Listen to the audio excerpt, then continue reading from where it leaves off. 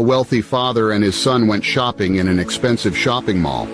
On their way back to their car, a poor boy approached them. He cried, "Please help me, sir. I don't have any more clothes to wear." The rich father threw a glance at the poor boy and felt compassion for him. His clothes were ripped and shredded. "How old are you, little boy?" he asked him. "I'm 10, sir," he responded. Then the rich father said, "Well, my son is 10 too, and I presume that his new clothes would fit you." The father turned to his posh-looking son.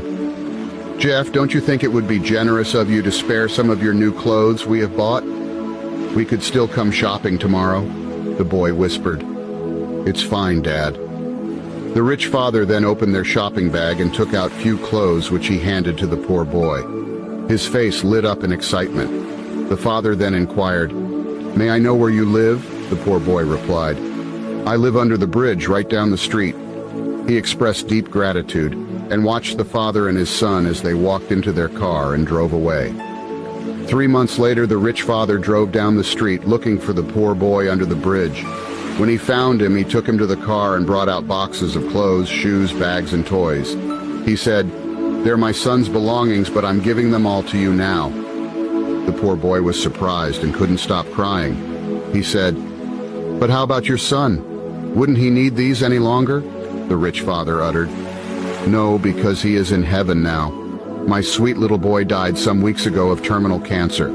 He had lived with cancer for 3 years, and we had known all along that he was going to die, so it was emotionally very difficult to watch him enter the final days of life. In his deathbed, my son said to me, 'Daddy, when I'm finally gone, could you give all my belongings to the poor boy we met outside the mall who wears rags and sleeps under the bridge?'" The father paused for a moment with tears in his eyes. He concluded, "You may be poor, but you have no idea how blessed you are to have life, something that money can't buy. I could have bought 100 lives for my son if it was possible, but no.